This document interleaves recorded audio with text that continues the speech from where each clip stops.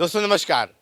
पूरे उत्तर प्रदेश हम चुनाव कवर कर चुके हैं। राजा भैया पे अखिलेश यादव ने टिप्पणी की, उसके बाद हम लगातार लोगों के बीच में जा रहे हैं, उनसे बातचीत कर रहे हैं। इसी क्रम में हम पहुंच चुके हैं करेलाबाद बालू मंडी प्रयागराज, जहां पे हमारे साथ मौजूद है। चाहे निषादों का हक हो उनके क्षेत्र में, चाहे कोई भलाई का कार्य है, समाज का कार्य है, बहन बेटियों की शादी है, या कोई निराश्रित महिला है जिसका कोई नहीं है, जिसके सरकार से योजनाओं का लाभ भी नहीं मिलता, उनकी भी मदद करते हैं। और भगवान श्री हनुमान जी का स्वरूप धारण करते हैं जब रामलीला होता है। और क्योंकि स्वरूप धारण करते हैं, आपको पता भी है कि राजा भैया के बेती महल में भगवान श्री हनुमान जी की मूर्ति स्थापित है, जहां वो पूजा पाठ करके ही, पूजा अर्चना करके ही घर से बाहर निकलते हैं। और यहाँ स्वयं साक्षात जितेंद्र बजरंगी जी हमारे साथ मौजूद हैं, जो कि तमाम ऐसे कार्य कर रहे हैं। राजा भैया से प्रेरित होकर भगवान श्री हनुमान जी के भी रोल अदा कर रहे हैं। भगवान श्री हनुमान जी के कार्यों के बारे में लोगों को बता रहे हैं। चौपाए भी इनसे सुनेंगे, सारे चीज़ बात करेंगे, अनेक मुद्दों पे बात करेंगे।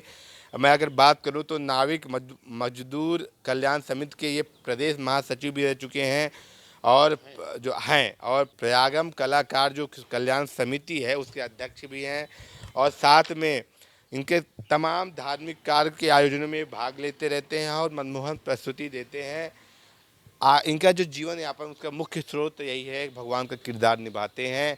लेकिन आप सोचिए, भगवान का किरदार तो निभाते भी हैं, लेकिन उसके साथ जो आमदनी होती है उससे लोगों की मदद भी करते हैं। कितनी बड़ी बात है अपने आप में। वेद शास्त्रों के प्रकांड विद्वान भी हैं, और साथ में राजा भैया के जबरदस्त फैन भी हैं, विशुद्ध रूप से समाज सेवी हैं। शब्द हमारे पास कम है, मैंने नोट किया है कि कितने शब्द इनके लिए मैं बोलूं, क्योंकि शब्दों की जो लाइनें वो बढ़ती जा रही हैं। विश्व हिंदू महासंघ के प्रदेश महामंत्री भी हैं, संघ के बाल स्वयं सेवक भी रह चुके हैं। तो तमाम ऐसी चीज़ें इनसे खुद जानेंगे, इनके बारे में बात करेंगे। बहुत स्वागत, शुभ नाम। नमस्कार, मैं जितेंद्र बजरंगी प्रयागराज जनपद में करेलाबाग बालू मंडी का रहने वाला हूं, और बचपन से ही सामाजिक सेवा के प्रति मेरा रुझान रहा है। और तमाम बड़े बड़े जो समाज सेवी नेता हैं, कार्यकर्ता हैं या व्यक्तित्व हैं, ऐसी जो हस्तियां हैं, उन सबसे मैं प्रेरित होता हूं, और उनकी प्रेरणा से ही, बड़े बड़े महापुरुषों की प्रेरणा से मुझे भी ऐसा। राजा भैया के जबरदस्त फैन भी हैं आप, क्या आप प्रभावित करते हैं? इसलिए मैं राजा भैया का फैन हूँ क्योंकि राजा भैया जैसा उनका नाम है, यथा नामो तथा गुणः।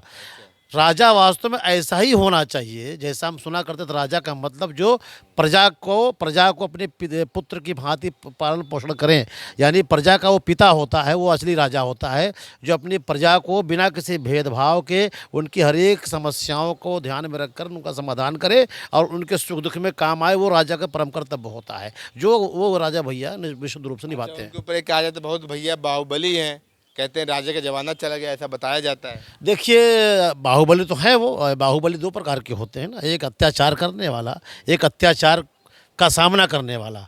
तो अत्याचार का सामना करने वाला ही एक बाहुबली पिक्चर आई थी, आपने देखा होगा। वो जनता के में कितने लोकप्रिय हो गए। एक उसका भाई भल्लाल देव था जो खलनायक का रोल कर रहा था, और जो बाहुबली थे वास्तव में बाहुबली अमरेंद्र सिंह, वो लोकप्रिय थे। तो ऐसे बाहुबली राजा भैया जो लोकप्रिय, जनता उनको अपना भगवान मानती है। जनता के बीच में भी जो है राजा भैया के बारे में बात करने के लिए, तो जनता ने बोला किसी के माता के इलाज में 7 लाख रुपए खर्च कर देते हैं, किसी के बेटे के पैर टूटता है 1.5 लाख दे देते हैं, और किसी के बेटे की शादी होती है तो मदद भी करते हैं, और साथ में 151 101 शादियाँ भी कराते हैं। तो आप ये देखते हैं कि इतने विधायक, 403 विधायक पूरे उत्तर प्रदेश में हैं। कभी ऐसे सुना है कोई विधायक ऐसे काम भी कर रहा है? ये छवि बाहर नहीं आती। छवि ये आती है कि मगरमच्छ पाले हैं, डराते हैं, डरा के वोट लेते हैं, छवि ये बाहर आती है। देखिए, राजा भैया मैंने के पहले का यथा नाम तथा गुण, वास्तव में वो राजा हैं। राजा के साथ साथ विधायक भी हैं, नेता हैं, और इस तरह के मेरे ख्याल में, मेरे संज्ञान में 2 ही विधायक हैं जिनको मैं जानता हूं जो इस तरह के काम करते हैं। एक राजा भैया हैं, एक हमारे हरदक्षिणी जहां का मैं निवासी हूं, नंदगोपाल गुप्ता नंदी भैया हैं, जो इस तरह गरीबों की सेवा करते रहे। मैं ऐसे 2-3 विधायकों को जानता हूँ जो वास्तव में जनता के साथ जुड़ के चलते हैं और जनता के साथ घुल मिल कर चलते हैं, जनता की भावनाओं का ध्यान रखते हैं, जनता के हित में काम करते हैं। अच्छा, आपके जो कार्य हैं, जैसे राजा भाई बेटियों की शादी कराते हैं, गरीबों की मदद करते हैं, तमाम चीज़ें जैसे जनता बताती है, जहाँ तक हमने अभी सर्वे किया है उनके हम ऊपर हम रिसर्च करने का प्रयास कर रहे हैं कि मगरमच्छ की कहानी और एक उसके इतर दूसरी जो कहानी है कि गरीबों की मसीहा हैं, लोग कहते हैं भैया भगवान है हमारे लिए। तो एक कहावत है, जो समय पे काम है वो भगवान ही होता है। तो मैं आपसे जानना चाहूँगा, आप क्या क्या कार्य कर रहे हैं जो उनसे प्रेरित हो कि आप समाज के लिए क्या क्या कर रहे हैं? गरीब, वंचित, दबे कुचले लोग जिनका कोई नहीं, उनका तो खुदा है यारो का गाना आपने सुना होगा। तो खुदा खुदा तो दिखाई पड़ता नहीं, खुदा या ईश्वर या अल्लाह हमारे और आपके बीच के माध्यम से ही समाज का वो भी काम करते हैं, वो भी किसी न किसी के माध्यम से काम करते हैं। तो हमें इस बात की खुशी है कि हम उनके माध्यम हैं, ईश्वर के माध्यम हैं। ईश्वर ने हमको माध्यम बनाया है और राजा भैया जैसे लोगों को मरना माध्यम बनाया है। तो इस गरीब जनता ने, असहाय जनता ने भगवान को देखा नहीं है, लेकिन जैसे कोई मान लो डूब रहा हो और वो भगवान भगवान चला, भगवान मुझे बचा लो, भगवान बचाने जाते नहीं हैं, लेकिन कोई यदि आ गया उसको बचा लिया, हाथ पकड़ लिया, तो उसको लगता है कि यही मेरा भगवान है, भगवान यही बनकर चले जाए, तो भगवान हो जाते हैं। उसी प्रकार राजा भैया जैसे लोग और अन्य समाज सेवी लोग भगवान के रूप में ही काम कर रहे हैं। इनको भगवान मानने में कोई अतिशयोक्ति नहीं है। हाँ, जनता बोलती है उनके लिए वो भगवान ही है। अच्छा, ये बताइए, आपके जो कार्य, हमने सुना कि आप जो निराश्रित महिलाएं हैं उनका जो सरकार की पेंशन नहीं मिलती उनको आप पैसा भी दे रहे हैं, भगवान श्री हनुमान जी का रोल कर रहे हैं, मनमोहक जो है प्रस्तुति दे रहे हैं, जो पैसा अर्जित हो रहा है अपने स्वयं के बजाय दूसरों को दे रहे हैं। देखिए ये जो पैसा मैं कमाता हूँ ये भी लोग मुझे दान स्वरूप देते हैं।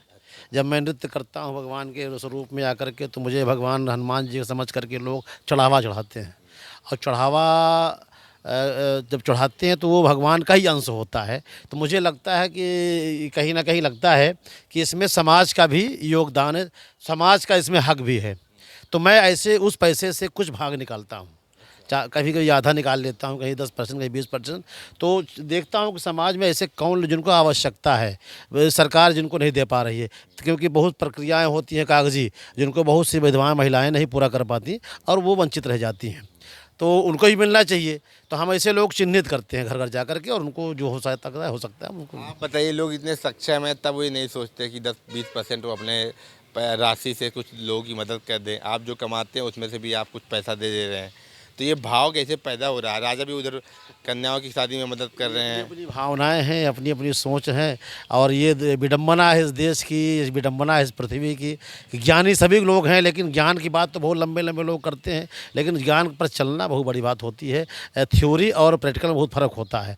तो मैं देखता हूँ कि जिनको भगवान ने बहुत पैसे दे रखे हैं, बहुत अथाह रुपया है, अगर वो दिन भर पैसे लुटाएं तो कभी ख़त्म नहीं होगा। ऐसे लोग भी कंजूसी करते हैं पैसे सब काम करने में, और हम लोग तो रोज़ खाने कमाने वाले लोग हैं, फिर भी बचा करके कुछ विधवा गरीबों को काम आ जाते हैं। हमें इस बात हम हाँ निराश्रितों के हमें बहुत सुकून मिलता है। आप निषाद समुदाय से आते हैं? मैं निषाद समुदाय से। तो भगवान राम और निषादों की बहुत बड़ा बॉन्डिंग रहा है। राम मंदिर भी अब बन रही है, और राजा भैया राम मंदिर, भगवान राम के बहुत बड़े भक्त भी हैं, विजय कौशल जी की कथा भी करवाते हैं। तो आप बताइए, कुछ चौपाई के माध्यम से बताना चाहिए जो एक कनेक्शन था भगवान राम और निषादों का जब वो घाट पार करा रहे थे। मैं इतना कहूँगा कि भगवान श्री राम ने महाराजा निषाद राजगुह से जो उनकी बचपन की दोस्ती थी, जहाँ तक मैंने पढ़ा है, निषाद राजगुह का ननिहाल था अयोध्या, और अयोध्या में तत्कालीन जो महामंत्री थे राजा दशरथ के, जिनको सुमंत जी कहा जाता है, वो भी बाई कास्ट निषाद थे।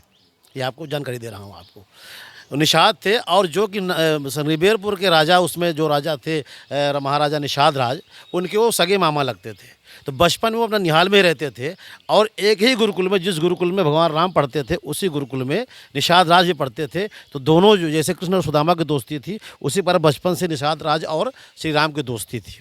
जब राम राजा जब बड़े हो गए, निषाद राज जब श्रीपुर के राजा बन गए, अयोध्या के राजा बनने वाले थे भगवान राम, लेकिन उनको वनवास हो गया एक ही रात के अंदर राजनीतिक षड्यंत्र के तहत, तो उनको घर से राजमहल छोड़ बाहर निकलना पड़ा। तो सबसे पहले उनको अपने दोस्त की, अपने मित्र की याद आई, और सबसे पहले निषाद राज से मिलने गए, और कहा क्या, तुम मम प्रिय भरत संभ्राता, सदा रहो पुर आवत जाता, हे निषाद राज, तुम मेरे भरत के जैसे छोटे भाई की तरह हो। उनको भरत जैसे भाई की पदवी दी उन्होंने, और कहा सदा रहो पुर आवत जाता, हम ये अयोध्या नगरी तुम्हारी ही नगरी है, हमेशा आते जाते रहो। ये रामायण की चौपाई कहती है। अच्छा, बाकी आप ये बताइए, जैसे आप राजा भैया के समर्थक भी हैं, तो क्या मांगे? उनकी पार्टी भी बन गई है, 2 सीटों पे वो विजय प्राप्त की है, तीसरे चौथे नंबर की पार्टी उत्तर प्रदेश में है बिना गठबंधन वाली।